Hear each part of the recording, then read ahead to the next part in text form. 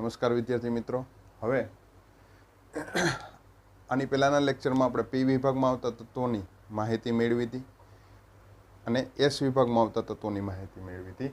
હવે આવે છે ડી વિભાગ આવે છે. તો ડી વિભાગમાં આવતા તત્વો આપણે એસ વિભાગ અને પી વિભાગને કેવી રીતે યાદ રાખ્યા હતા? તો કે સમૂહ, જે ઊભી લાઈનમાં સમૂહમાં યાદ રાખ્યા હતા. જે ડી વિભાગ છે થોડોક ટફ છે યાદ રાખવા માટે, એટલા માટે આપણે એને આવર્ત સ્વરૂપે યાદ રાખવાના છે. માનો કે ડી વિભાગ છે એ આપણે ખ્યાલ છે કે n બરાબર 4 એટલે કે ચોથા આવર્તથી ચાલુ થશે. તમે આવર્ત કોષ્ટક તમારી સામે રાખજો, આધુનિક આવર્ત કોષ્ટક તમારી સામે રાખશો તો ખ્યાલ આવશે કે ડી વિભાગમાં આવતા તત્વો છે એ ચોથા આવર્તથી ચાલુ થતા હશે. તો જે ડી વિભાગના તત્વો યાદ રાખવા માટે આપણે અહીંયા ટ્રીક વાપરી છે. માનો કે ચોથા આવર્તમાં આવતા તત્વો ડી વિભાગમાં ક્યાં ક્યાં છે? તો પહેલાં આ યાદ રાખવું પડે, સ્કેટિવેક્રોમે. પહેલાં એટલું યાદ રાખવાનું, સ્કેટિવેક્રોમે. પછી આકોનિકોઝિંક. પહેલાં સ્કેટિવેક્રોમે, આકોનિકોઝિંક. સ્કે એટલે CS, ટી એટલે TI, વે એટલે V, ક્રો એટલે CR, મે એટલે MN, આ એટલે FE, કો એટલે CO, NI એટલે ની એટલે NI, CO એટલે CU અને ઝિંક એટલે ZN. બરાબર છે. આનો આપણે સ્કે ફોર સ્કેન્ડિયમ કહીએ છીએ, ટિટેનિયમ કહીએ છીએ, વેનેડિયમ કહીએ છીએ, ક્રોમિયમ કહીએ છીએ, મેંગેનીઝ કહીએ છીએ, આયર્ન કહીએ છીએ, કોબાલ્ટ, નિકલ, કોપર અને ઝિંક. આ છે આપણે n બરાબર 4 એટલે ચોથા આવર્તમાં તત્વો. ફક્ત ડી વિભાગના તત્વો છે એ ચોથા આવર્તમાં આવતા હોય એવા તત્વો યાદ રાખ્યા. એના પછી આજે n બરાબર 5 એટલે કે પાંચમા આવર્તમાં આવતા તત્વો ડી વિભાગના તત્વો, એ યાદ રાખવા માટે આવર્ત સ્વરૂપે આપણે યાદ રાખીએ છીએ.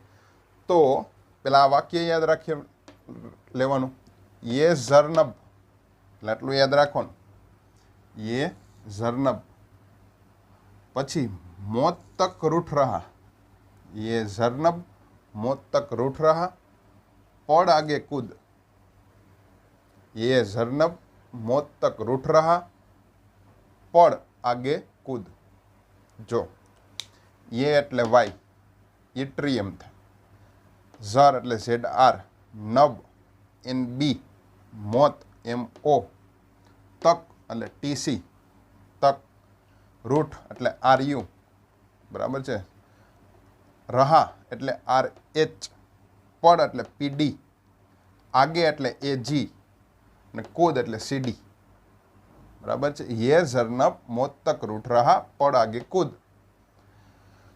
વાય કેની સંજ્ઞા છે? ઇટ્રિયમ. આપણે તત્વોના નામ છે. ZR એટલે ઝિર્કોનિયમ, NB એટલે નિયોબિયમ, MO એટલે મોલિબ્લેડમ, TC એટલે ટેકનિશિયમ, RU એટલે રુથેનિયમ, RH એટલે રોહોડિયમ, PD એટલે પેલેડિયમ, AG એટલે સિલ્વર, CD એટલે કેડમિયમ. તો આ આવર્ત 5માં આવતા તત્વો થયા. એના પછી આવર્ત 6માં આવતા તત્વો યાદ રાખવા છે. હવે આપણે ખબર છે કે એમાં આવર્ત 6માં આવતા તત્વો છે એમાં આપણે ખ્યાલ છે કે F વિભાગના તત્વો છે એ પણ આપણે LA થી LU એટલે કે જે F વિભાગના તત્વો છે એ પણ યાદ રાખવા પડે. પણ ડી વિભાગના તત્વો યાદ રાખવા માટે શું કરવું પડે? તો કે આ વાક્ય આપણી પાસે છે. આ વાક્ય યાદ રાખવા માટે શું કરવું? તો કે લા હફતા વરનારે ઓસામા ઇધર, લા હફતા વરનારે ઓસામા ઇધર પિટાઈ ઓર હોગી. ફરીથી કહું છું, લા હફતા વરનારે ઓસામા ઇધર પિટાઈ ઓર હોગી. બરાબર છે. એનો મતલબ અહીંયા છે LA થી લેન્થેનમથી લ્યુટેશિયમ સુધી આપણે બરાબર છે એમને રાખીએ. હફ એટલે HF, તા એટલે TA, વરના એટલે W, રે એટલે RE, ઓસામા એટલે OS. બરાબર. ઓસામા બિન લાદેન અહીંયા ખાલી આપણે નામ વાપર્યું છે. OS યાદ રાખવા માટે ઓસામા OS.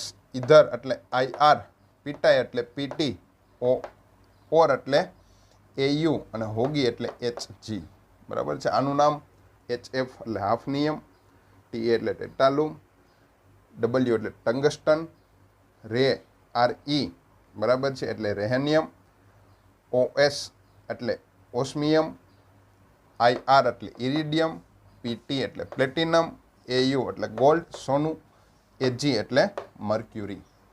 તો આ રીતે ડી વિભાગમાં આવતા તત્વો છે આપણે વાક્ય મુજબ યાદ રાખ્યા.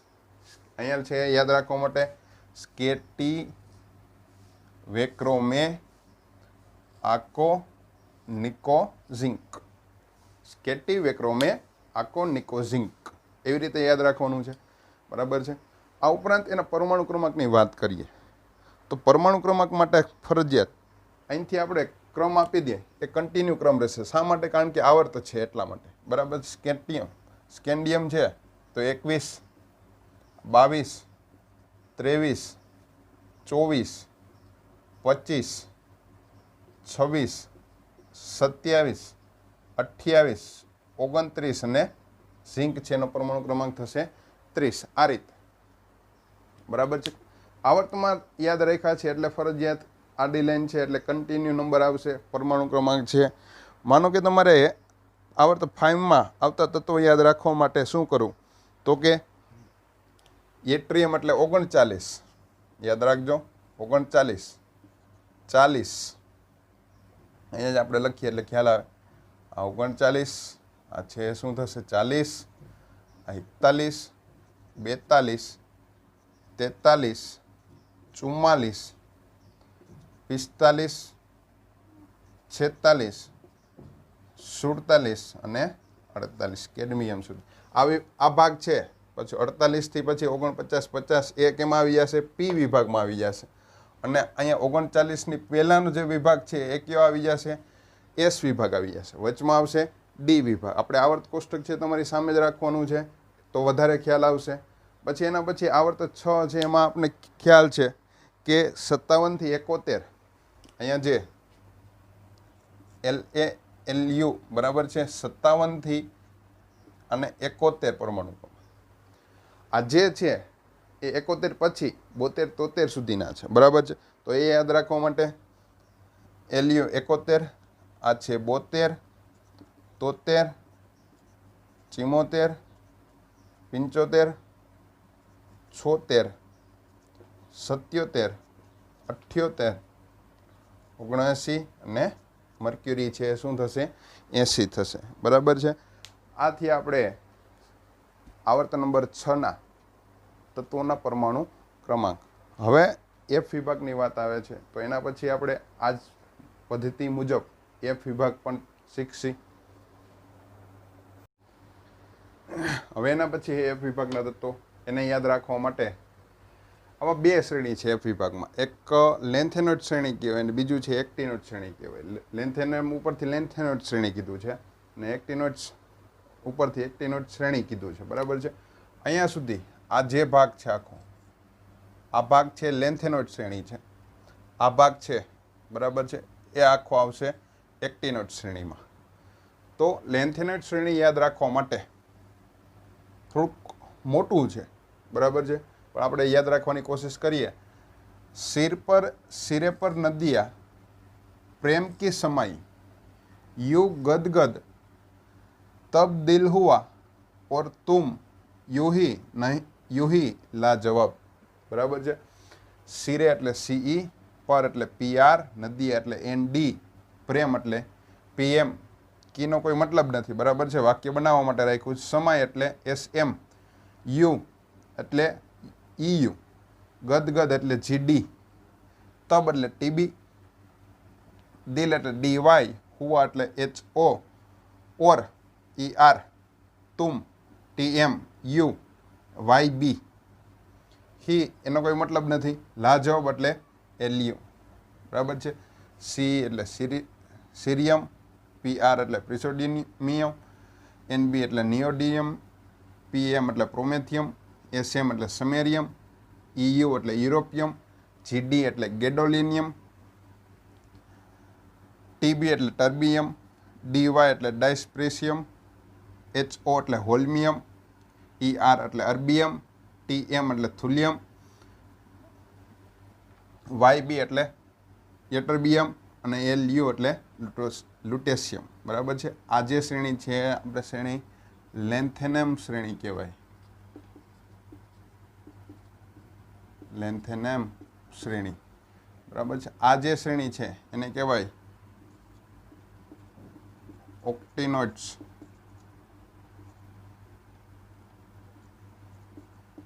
શ્રેણી. બરાબર છે. આ જે F વિભાગમાં આવે છે. F વિભાગમાં બીજું એક્ટિનની શ્રેણી યાદ રાખવા માટે વાક્ય છે થોડે થોડે થોડે પાપડ યુ નાપો પુરાને આમ કમ બીકે. પહેલાં એટલું યાદ રાખવાનું, થોડે પાપડ યુ નાપો પુરાને આમ કમ બીકે. કેફે મેં યુ ફરમાવો, કાફે મેં જાઓ એટલે આપણે ઓર્ડર દઈએ. બરાબર છે. એટલે કેફે મેં યુ ફરમાવો મેડમ નાચોસ લાના. નાચોસ એટલે નાસ્તો છે એક પ્રકારનો. મેડમ નાચોસ લાના. બરાબર છે. કેફે મેં યુ ફરમાવો મેડમ નાચોસ લાના. થોડે એટલે TH, પાપડ એટલે PA, યુ એટલે બરાબર છે યુ, નાપો એટલે NP, પુરાના એટલે PU, આમ એટલે AM, કમ એટલે CM, BK એટલે BK, કેફે એટલે CF, મેનો કોઈ મતલબ નથી. યુ એટલે ES યાદ રાખવાનું છે. આ બરાબર છે. આ સંયુક્ત રીતે ES યાદ રાખવાનું. ફરમાવો એટલે FM, મેડમ એટલે MD, નાચોસ એટલે NO અને લાના એટલે LR. બરાબર છે. TH થોરિયમ કહેવાય, PA એટલે પ્રોક્ટિયમ કહેવાય, પ્રોક્ટેનિયમ કહેવાય, U એટલે યુરેનિયમ, NP એટલે નેપ્ચ્યુનિયમ, PU એટલે પ્લુટોનિયમ, AM એટલે અમેરિશિયમ, CM એટલે ક્યુરિયમ, BK એટલે બર્કેલિયમ, CF એટલે કેલિફોર્નિયમ, ES એટલે આઇસ્ટાનિયમ, FM એટલે ફર્મિયમ, MD એટલે મેન્ડેલિયમ, NO એટલે નોબેલિયમ અને LR એટલે લોરેન્સિયમ. બરાબર છે. આ થયા આપણા F વિભાગના તત્વો. અને આપણે આના પરમાણુ ક્રમાંક યાદ રાખવાનું ટ્રાય કરીએ તો આ થશે 58 થી ચાલુ થશે સીરિયમ. 58, 59, 60, 61, 62, 63, 64, પછી 65, ટર્બિયમ 65, 66, 67, 68, 69, 70 અને છેલ્લે આવશે લ્યુટેશિયમ છે 71 થશે. બરાબર. આથી આપણા લેન્થેનેટ શ્રેણીના પરમાણુ ક્રમાંક. હવે એક્ટિનોઇડ શ્રેણીના પરમાણુ ક્રમાંક યાદ રાખવા માટે આપણે થોરિયમથી ચાલુ કરીએ તો અહીંયા છે આગળ આવી જશે. બરાબર છે. આગળ છે એ પછી કયો વિભાગ ચાલુ થઈ જશે? 71થી યાદ કરો. આપણે આગળના લેક્ચરમાં શીખાતા કયો વિભાગ ચાલુ થાય તો કે D વિભાગ ચાલુ થાય છે. બરાબર. 71થી પછી અહીંયા છે થોરિયમથી ચાલુ કરવાનું છે. તો થોરિયમનો પરમાણુ ક્રમાંક થશે 90. કેટલો થશે? 90. તો આ 90, 91, 92, 93, 94, 95, 96, 97. બરાબર છે. કેલિફોર્નિયમ આવી ગયો તો એ થશે 98. એમાં ES છે અહીંયા 98, આ થયું 99, આ થયું ફર્મિયમ. કેટલા થયા? 100. બરાબર છે. પછી આગળ વધીએ તો આ 101, 102 અને 103. લોરેન્સિયમ છે કેટલા આવશે? 103 પરમાણુ ક્રમાંક ધરાવતું તત્વ. પછી આગળના તત્વો છે એ આપણે અત્યારે શીખવાની જરૂર નથી.